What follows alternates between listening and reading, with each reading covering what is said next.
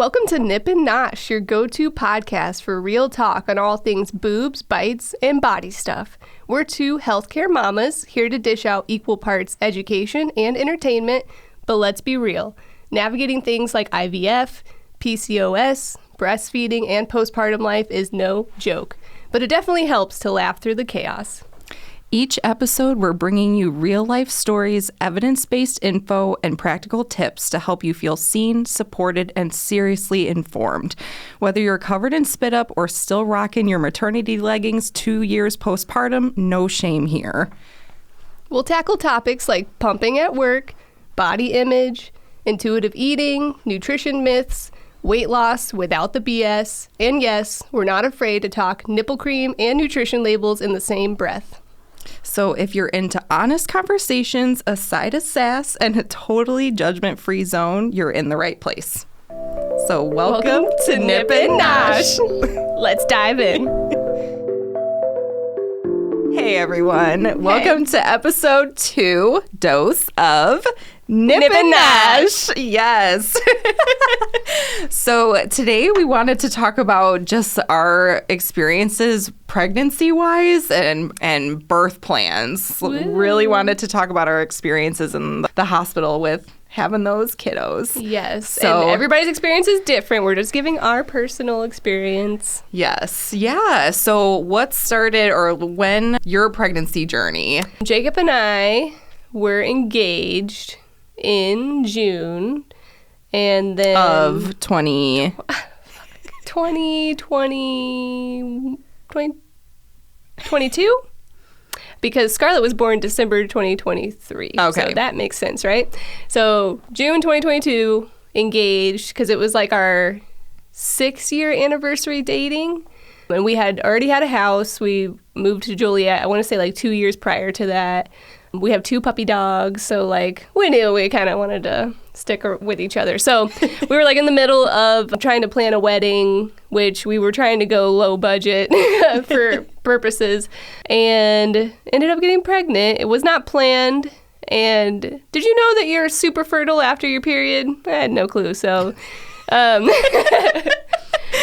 that's what happened there. But so it was a pleasant surprise. And pregnancy for me, I knew, so I was working at the hospital at the time, new fresh grad, because I had I had passed my RD exam February of 2022 and then got pregnant. But so I was at the hospital when I found out I was pregnant because I was eating cantaloupe on my commute to work. And I was like, this cantaloupe's bad.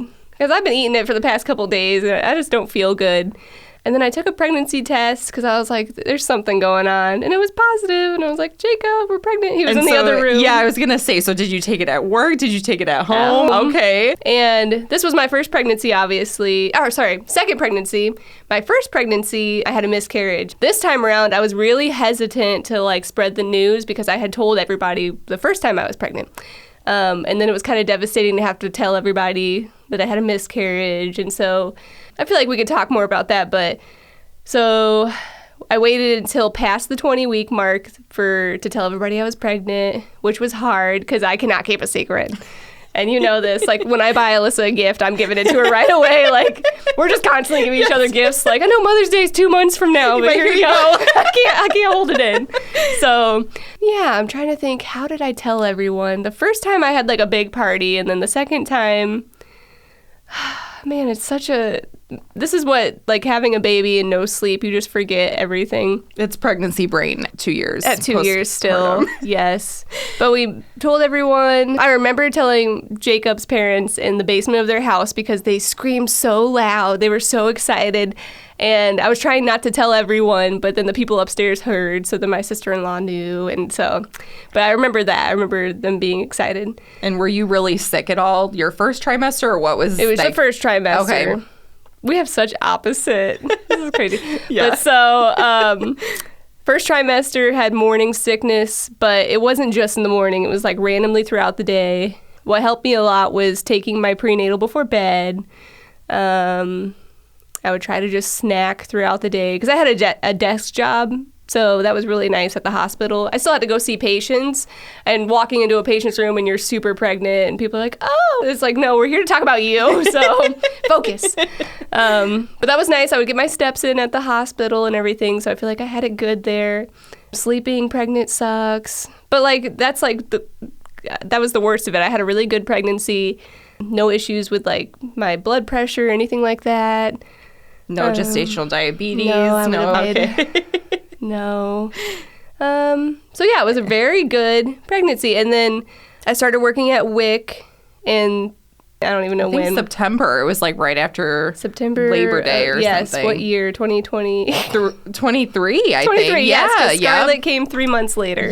Yep. And December 1st. September, October. And how many weeks were you? Oh, I was 39 weeks. She came a week early. And you went into labor on your own, right? Like you weren't, okay. And that was my plan. Like I had a birth plan where I didn't want to be induced. I was willing to go at least like 2 weeks past my due date. And a lot of people are scared to do that. And you had like a lot of back pain, like back labor. Back labor for sure. Okay. Yeah, that was rough. And so how long did you labor? So you went into labor. Did your water break when you were at home? Oh gosh, I wish. I was working at WIC, got home, watching TV. I was having a lot of Braxton Hicks that week, but this felt different and it was more consistent. So I started timing it at like 9:30 on Thursday. Tried to labor as long as I could at home because I didn't want to be that girl that goes to the hospital too early and gets sent home.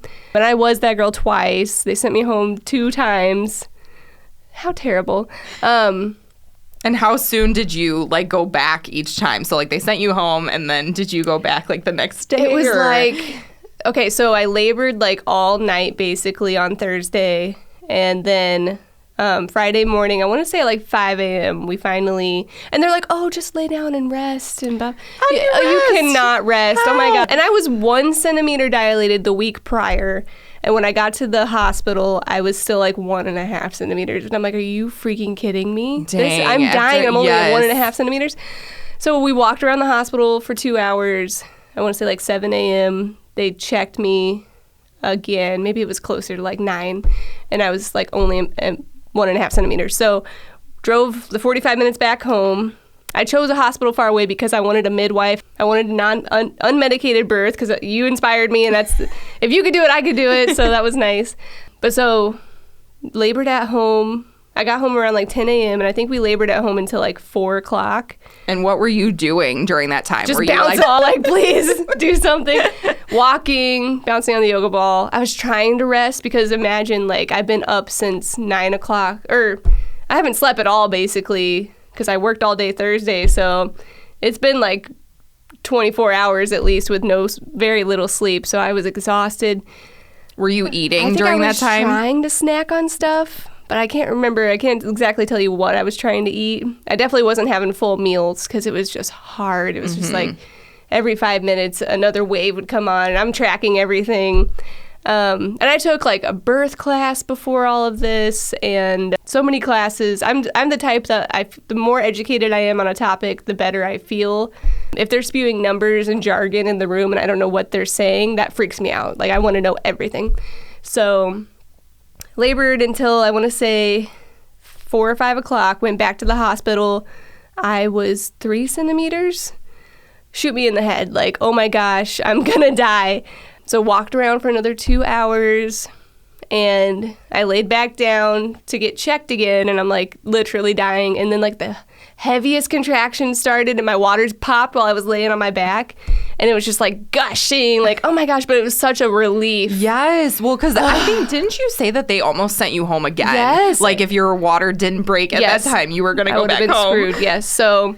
They got me admitted, and then so that was like 7 o'clock, and Scarlett came at 11 o'clock that night.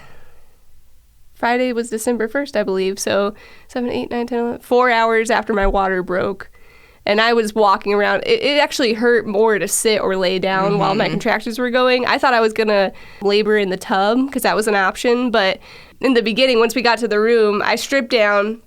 Jacob's in his underwear spraying me with the hose in the shower. Like, he's trying to get... like water therapy. Yeah, like, hot water will help, because I'm telling you guys, my back was breaking. Yeah. And he was spraying the wrong spot, and I'm, like, cold in some places and just pissed off like a wet cat. And I said, this isn't working. Like, I was getting so irritated, and God bless that man, because he's just so patient. No, you guys did, like, the sway together, too. Like, that helped so much. Yes. I would, like, I had my head down on, and here's his head and his shoulders, and I'm, like, swaying and just my fingers into his shoulders, like this poor guy. So, did that, and then it got to a point where I was like, I can't do this anymore. I have to have some sort of pain relief. I really don't want the epidural. And so they gave me, like, fentanyl and my IV. First off, they could not get my IV in. I think there was 5 attempts. Oh, I was just bruised I'm up. sure your poor arm. And I didn't really care. I was like, whatever, the pain's more down there. Yeah. But Jacob was, like, giving this nurse darts. Like, they had to bring another nurse in, and yeah, he was, like, such a great advocate the whole time, so that's amazing. When you're in that amount of pain, it's so hard to focus on anything else. So the fact that, you know, he's there and knows what your birth plan is, and that's so important. Yes. He sat through all the birthing classes with me and everything. So, like, he's just amazing. Yeah. And so, and then at what point did you know, like, okay, it's time to push now? Like, what happened? So, got the painkiller. And I couldn't get up and walk around with that really. I think maybe I had it on a stick or something. But at that point, I was kind of laying down. I did not want to push on my back because I heard about that causes, you're more likely to tear if you push on while laying on your back. So I'm laying on my side, and then you feel the urge to just push, like you have to poop so bad. Yeah. Like, that's really what it feels like. So pushing, and that pushing is how you know that you're doing it right. Yeah, you know? if you poop. So yeah, which I pooped. Everybody, I pooped. They had to wipe my butt as I was pooping. My husband's like, "Yeah, I saw the poop come out." I joked with Brian that I said, "Hey, I'm gonna eat corn, having a elote the night before, just for you, babe." Like, I didn't. I That's promise. Amazing. Anyway, this episode's going to be called Elote. So then how long did you push for? Well, so I had the strong urge to push, and then my midwife checks me, and she's like, "You can't push yet." And I was like, "What the fuck are you talking about?" And she's like, "You're fully dilated or whatever, but the upper part of your cervix is still You're not, like, fully effaced yet." Effaced, thank you. So she made me, like, wait, like, think about something else. And so at that point we were playing music. I think that's the point where we started playing music to try to get my mind off of things, and we just chose, like, a happy morning playlist randomly on Spotify. So it's just playing random crap.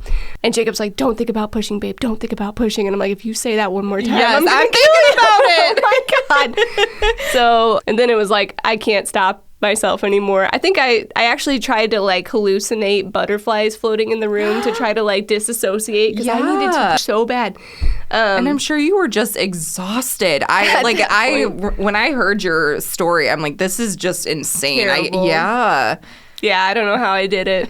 And thank God my blood pressure stayed fine. There was a point, so once I did start pushing, they had the external monitor monitoring Scarlett's heart rate, and I was on my left side, and they could not get the monitor in a good spot to hear her heart rate. And they said that, like, "Oh, we can't find the heartbeat." Oh my God. Like, internally, I'm like, oh my fucking God, like, what if the baby's dead? But then I'm like, I can't think about that right now. I gotta push.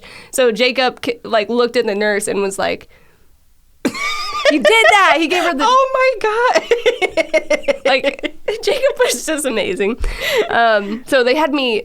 I think I was literally crowning, and they had me turn from my left side to my right side, and that was so difficult. And then they heard the heartbeat, and I think I only pushed, I want to say 5 minutes, 10 minutes.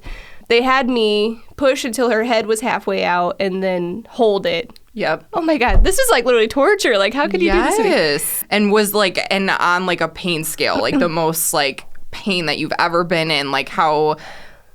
I mean, I've never broken a bone or anything, so I don't have anything to really compare it to, but people talk about the Ring of Fire and all that stuff. I don't think I experienced that. It wasn't like I didn't really scream. Did you scream? I was, like, groaning the whole time. Okay. But it wasn't like in the movies at all.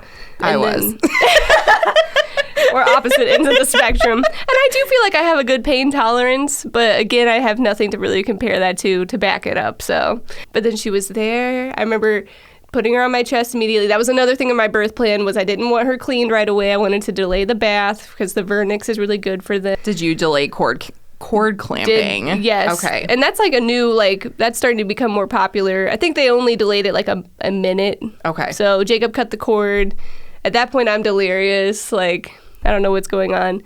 And then I knew I wanted to breastfeed, so I made sure that was known. I wanted to breastfeed. I knew about the golden hour, so the nurse helped. She was like, do you want my help? And I was like, yes. Because I had very flat nipples, too, in the beginning. And she was, like, hand expressing for me, and it hurt so fucking bad. She was, like, squeezing really hard, which I learned now you don't really have to squeeze that hard. But she was getting it, and then I saw a drop come out, and I was like, oh, my gosh. Like, I didn't leak at all during pregnancy or anything, so... And then just latched her right on, and I don't remember it being painful or anything. I just remember being, like, in such relief. Like, it was just beautiful. And then you're just so happy. And her head was basically perfectly round. Like, I was so proud about that. And the midwife even said that, like, oh, her head is so round. You did such a good job. And I'm like, I know. Like, oh. I tore, like, a little bit, like, only 2 stitches, and it wasn't that bad. And they asked me whenever she was, like, coming out, do you want a mirror? Like, do you want to see? No. And I did not want to see that. I feel like my pain would go up if I saw the blood and everything. Did you see your placenta at all? No. I think they asked me if I wanted to see that, too. And I was like, no, it's okay. And I'm not, like, I don't hate blood or anything, but I just wasn't interested. Yeah. I just had Scarlet. That's all that mattered. Yeah. Well, and it's crazy. I feel like both of our deliveries went really well, especially being first, because a lot of times that can be, I've heard a lot of things. Both of us have heard a lot of things. We're really tight, so... Surprised the babies came out so easy. Yeah, I think that's awesome, about everything for me. So I feel like that was the best possible outcome. This whole pregnancy.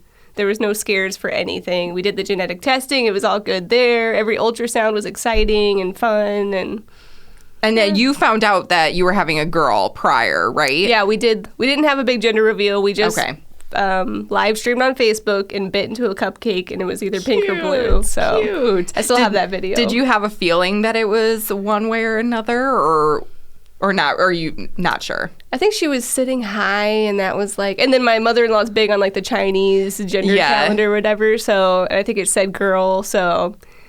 But I was happy either way. But I will say, like, being a girl, it's easier to take care of a girl because you know what the perspective is, and I don't know. I love being a girl mom. It's the Me best. Too. But so tell us about... First off, like, IVF... Yeah. You guys started, what that was all about. Yeah. So we got married in October of 2019. We were living in an apartment in Morris at the time. And I've always known, like, I was just meant to be a mom. I know that. And so it was like 2020. And I was like, I think we're ready. Like, but I'm like, we cannot do this when we're living in an apartment. Like, I wanted to be in a house. There was just no way. Stable. Our apartment had no laundry. Like, no. So it was like, this was not going to happen. And one of our neighbors had a baby in the apartment. And I'm like, no, we're not doing this. So bought a house in 2020 and, like, started trying to have a baby. And at the time, my periods were super irregular. Like, I mean, I would go 100 days without having anything. And because I had gotten off birth control, and the OB was like, okay, you know, probably about like 8 or 9 months. That's kind of the time that it can take for your body to really regulate. And then if you are trying all that time and it's been like a year and you're still not pregnant, come back to us. So I went back. It was a year and I still wasn't pregnant yet. And they just said, you're going to need to see a fertility doctor, and didn't say anything else. And I'm like, what is she talking about? Like, how dare she say that to me? And I'm a healthy, young, like, well, what's going on? But long story short, still had difficulties, ended up doing a lot of fertility testing. So PCOS, most likely have endometriosis as well. And the fertility doctor at the clinic was like, there is basically no way that you're going to get pregnant on your own. No. Was the fertility doctor covered by insurance? So I had to switch, but work did cover. So the Blue Good. Cross HMO covered the IVF treatment. It's a lot. So we can go over IVF in a different episode. But so ended up, they told us, if you do IUI, so that's kind of the step that a lot of people will do before IVF. So it's just kind of like a little bit of a help with that, as opposed to like taking out the eggs and fertilizing them and then implanting them. It's a lot less invasive. So, but they said, we can do IUI, but it's probably not going to work. So I'm like, why would we waste the time, spend the money if we know that it's not going to work for me? So we went right to doing IVF and actually worked first round, which is crazy. They were like, don't get your hopes up. It's probably not going to happen the first round. So got pregnant on the first round. Though I think the one thing that I was so thankful to get pregnant, but I was sad that I didn't get to surprise people, because everybody knew like, hey, she's going for a pregnancy test this day. Like they knew the timeline of when everything was happening. Yeah, you didn't get to have a big reveal. Yeah, so because I had to go in that morning for a blood draw. I basically had to go every single day to this clinic for a blood draw, and they were like, we'll call you around 3. So like the whole day I was just waiting to hear if I was pregnant, but got the call and said that I was pregnant, and I was just like, there's just no way. Like we've been fighting this for years trying to get pregnant. So you tried on your own in 2019, or you got married in 2019? Got married in October, so then we tried like all of 2020. Right. And then once I started working in WIC, that's kind of how then the insurance coverage was there for that.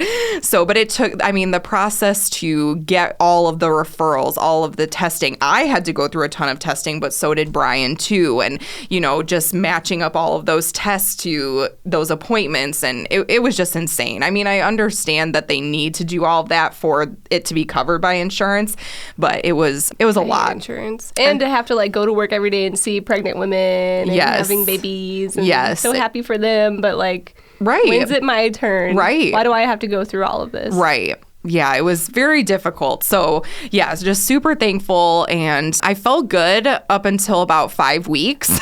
And then after that, it was just, oh my gosh, could not eat a thing, an absolute thing. Throughout the course of the pregnancy, lost 42 pounds, I'm pretty sure. So I had hyperemesis. I joke that I was on the survivor diet because I could, at one point, could only tolerate rice. Mostly drank Ensure, but threw up every single day, sometimes multiple times a day. Would pop blood vessels in my eyes and would go to work. Still went to work? Still went to work. Yeah. It was crazy. I'm like, I have to save my time for maternity leave. Like, I can't take any of this time off. And that was before the paid maternity leave. Yeah. Which, terrible. Literally hours before the paid maternity leave kicked in at our job. So, yeah. But I will say, though, the delivery was phenomenal. So I feel like I could not have asked for the delivery to go any better. But I was due May 26th of 23.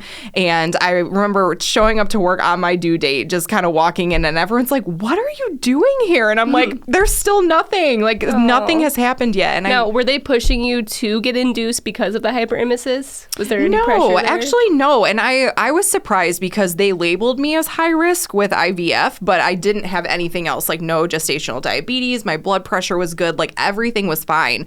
And so I did not want to be induced. And I was working with a midwife too.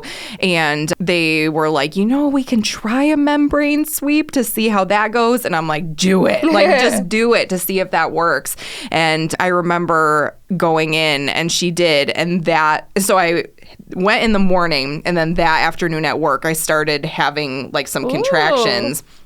And that was May 30th is when I went to have the membrane sweep, because I was at 40 weeks now.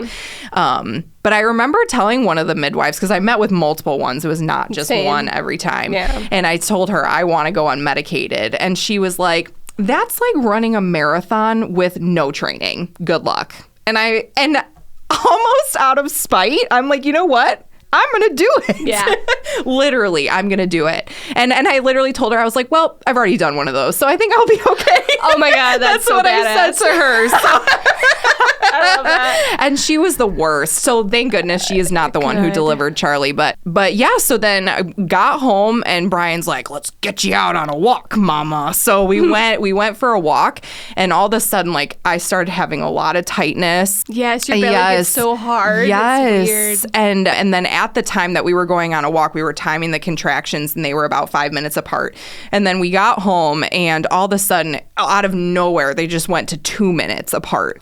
And so I called the midwife, and she's like, yes, you need to come in now. Like, you know, and we're an hour away from the hospital. Gosh. So I'm in the shower, and Brian's freaking out. He's like making sure that we have all of our stuff together. And he's like, Alyssa, like, come on, we got to hurry up. And I'm like, will you let me have my effing contraction? Bickering. Yes.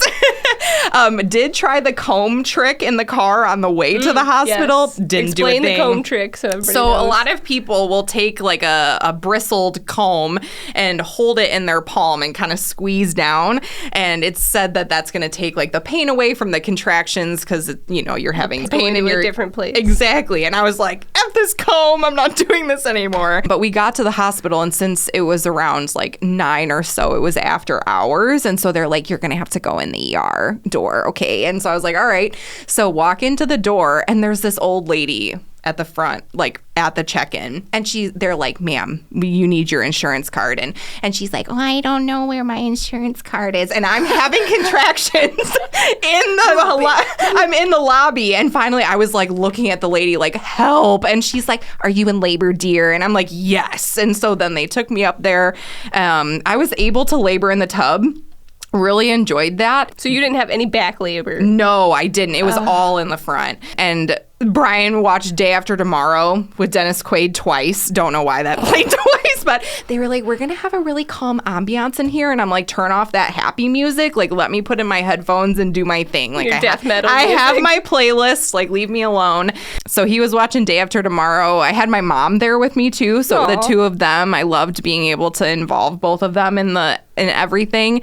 And so I think I was in the tub for maybe like an hour and a half. And then they were like, we really don't want you in there longer than that. So then, but then at that point, it was time to push. Oh, wow. So it was really quick. That is quick. But so that's the one thing that if I were to have another baby, I'd want to do this differently, is I wanted to try to push on my hands and knees. Me too. And they told wouldn't me let no. me. I know. And so I'm like, is this like actual, or is this just convenience for them, you know? Right. So, because I said, I really want to do this. And they're like, no, it increases your risk of tearing, which is the opposite of what they told you. So I'm like, okay, what's going on here? But I ended up pushing on I was laying on my back, and the contractions were just so strong. And there was nothing to hold on to. Like, I was literally holding on to the bar because Yeah. And I was throwing up too. And they're like, oh, this is so normal because of the hormone fluctuations that you're going through. And I'm like, you can't give it a rest for throwing up for 1 second. And then it was so cool. So part of the birth plan is I asked if Brian could catch her. And so they were like, okay, once you're ready, we're going to kind of guide him. And so they're like, okay, here's gloves. And now, mind you, like, it worked in like automotive. And so he's like, puts gloves on all the time to fix cars and stuff. Yeah. But these gloves were specific right-left hand. So it wasn't just like you could put it on any hand. So like he put it on his hands, and they were the opposite. And it was like, nah. There's no time. And I don't think he changed it. Like, I think he kept it how it was. It was hilarious. And then at the time, too, I asked one of the nurses, I said, like, hey, I would love for you to take pictures of Brian catching Charlie. Now, take the pictures from down, not the opposite way, right? Because let's not get vag pictures. And so, like, she was able to take pictures, and Brian caught Charlie, and I remember pushing and it just being so painful. And I'm like, that had to have been her shoulders, like, we're good. And they're like, it was the head. And I'm like, no, there can't be more. And I don't think it was like too much, but definitely screamed. I'm like, there's no way. Like, I have to let this out. Like, I played tennis. Like, you have to grunt if you want to hit hard. Same thing. That's what killed me is, like, whenever I was pushing, I thought for sure that you're supposed to, like, like blow air out or grunt or something, and they're like, no, you have to hold your breath while you push. And I'm like, what? Yeah. That was like one of the hardest things. Like, they wanted me to hold my breath and bear down for 10 seconds. And yeah, they kept telling me, they're like, you're going to exhaust yourself. Like, you're not using your breath in the right way. And I'm just like, let me do my thing. Let me do my thing. But then, like, she came out and it was just amazing. Brian caught her, was able to cut the cord like Jacob did, and able to do skin to skin with her. And it was just such a surreal moment. I'm like, we had tried for this for years. And I'm like, this is, it's surreal that it's here. And the latch and everything right away was good. Yeah, so everything was good at the start. Then she was really, really sleepy, so that was difficult. But no, the beginning was great, and I'm so glad that my mom was there too. And like, just what a special experience for all of us to be able to do that together. I didn't want any visitors at the hospital because my boobs would be out. I was only in there with a vaginal delivery like 2 days. Yes. Knock, knock, knock. I'm like, okay, there's somebody, another nurse, because they check on you every like 2 hours. I know. Here comes my mom. Like, Mom, I said I didn't want anybody here. She didn't even tell me she was coming. Oh my gosh. And she lives like 3 hours away, so what a surprise. And she's like, oh, yeah. So we have pictures with her at the hospital. Did anyone else come to visit at the hospital, or how many? No, because I told people I didn't work. But I know. It's such a hard thing because like, these are really special people in your life, and that you know that they're so excited for you, but you're like, you need this time to be able to focus on yourself and feeding and all of that. And they're not missing anything. Like, I know. Just please see me a week or two after delivery where everybody's like rested. And yes. Yeah. We've got stuff figured out. We had a lot of people, and it was and I can't tell you, I sent lactation away like 3 times because people were in the room. They were probably so angry. I know. Like, working in the hospital setting for a little bit too, I'm like, oh my gosh, that pissed me off so badly when people did that. I'm like, no, you get out. We're focusing on feeding right now.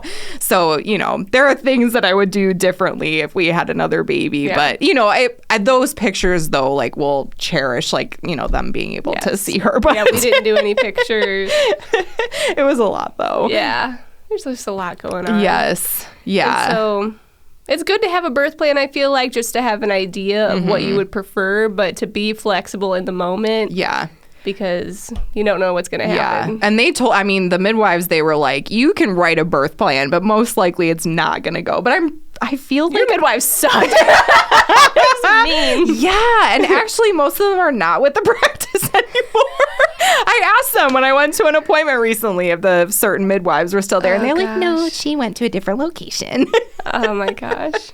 But having all of that background though about childbirth and breastfeeding and everything, like, I felt like I knew I could do it, and I feel like I was more. You were my biggest motivation, and you still are. So, and like now it's like if I could do unmedicated birth, like I could do anything. Yeah.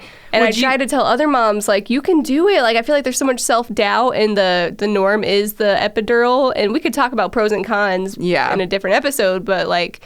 Yeah, like, you can do it. Just give it a try. And if you're like dying, get the IV painkiller, or the hospital I had like the laughing gas. I thought that would be a cool thing. But yeah, there's so many different options. Would you ever have a home birth? No, you wouldn't. I think it scares me too much. Like, if something happened, and then now you have to be rushed to the hospital. That happened to a friend of mine. Really? So if there was like a birth center that had the option of like a doctor coming in, or a midwife, or some sort of medical equipment or something, I think that would be nice, because the hospital setting is rough and you have to follow the hospital policies and all of that. And the hospital food sucks. Yes. I had a hospital food breakfast. That was my first meal. Same. And I was like, this is the first meal that I can actually eat. And it's disgusting. But I was so happy. I was like, wow, I can eat pancakes. What is this? So I'm glad it went away. Did they offer you a dietitian at all during pregnancy? No. And they kept just telling me, like, oh, this is just normal. It's normal. Were you hospitalized at all? No. And I really think that I should have been, because I could not keep liquids down, and it was really bad. But like in the morning it was like that, and then as the day went on, I was able to a little bit more. But they were like, if it ever got to the point where you could never keep liquids down, then you would need to be hospitalized. But I probably should have been, in all honesty. And yeah. That's why the maternal death rate's so high in the United States. There's probably so many other reasons. Well, and I mean, that's just a perfect example of people's pain being minimized. Like I was telling them, this is what I'm experiencing, and I don't think this is normal. And they were just like, well, it's kind of normal part of pregnancy. You'll be fine. So love being take a B6 and a unit. You'll be great. Yeah, they put me on B6 too. I don't think it helped at all. But, yeah. So... But that's so good. I mean, it's just so cool that you were able to go through this motherhood experience that really, like, our kids are only 6 months apart, right? About 6 months apart.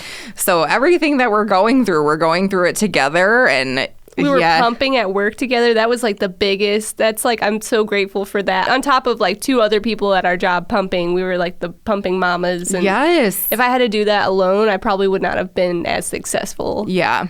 But pumping is hard. Yes, it is. So, yeah, we're very fortunate to have other people around us that are going through the same things and able to bounce things off and running on energy drinks and a couple hours of sleep, and we're making it happen. And I would love to build that community, like, for those of you who don't have that support at home, like, even if it's online, like, in the future. Yes. And just to show, like, we can literally do it all. Like, women are amazing. We worked through our whole pregnancies, you know, had the babies home, and then, you know, back to work. Did you go back to work like when she was 3 months? Yeah. Okay. And I also didn't get the paid maternity leave, which sucked. Same. So, but yeah, I originally thought, for some reason I felt guilty taking 3 months off, and I originally was like, I could do the 6 weeks, or I could do a month, and everybody kept telling me like, no, you're gonna want to do the 3 months, and I'm like, oh, okay, I guess that's fine, but oh geez, take the 3 months, like, even if it's not paid and you're able to. I know some women don't get that option. We've even had, I think people tell me, I think the soonest was like 2 weeks that I heard from someone. And you're still bleeding like, I know, 3 months. Yeah. 3 months. Long time. And women get 1 postpartum checkup, maybe 2. Like the 3 week? 6 weeks. 6 week. And that's whenever they're like, okay, you can get pregnant again, or you can have sex again. And do you want birth control? Yeah. Oh, no? Okay. Yeah. Do you have depression? Do you want to kill yourself? Do you want to hurt the baby? Nope. Okay, good. See you later. See you in a year. Terrible. Yes. Terrible. Yes. So that's why I'm glad for programs like WIC, because we see moms postpartum on top of what they get from their doctor. So that gives us a great opportunity to follow up with them. And it's still lots of referrals, which is good. There's so many resources in the community that people don't know about. Yes. So. Yeah.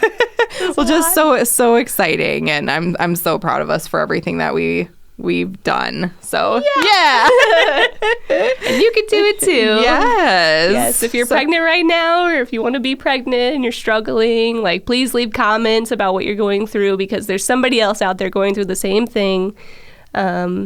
And you're not alone. And yeah, we can definitely talk more about just like the IVF process and everything that entailed. And I would love to be able to share that. Yeah. Next episode. For sure. Well, thank you guys again for watching. Please let us know in the comments, like, if there were questions about like our birth plans and what we did, and like kind of what formats we used for that. I would love to help with that. Yes. Any questions you have. Yeah. So don't forget to like and subscribe. And follow us on Instagram and TikTok.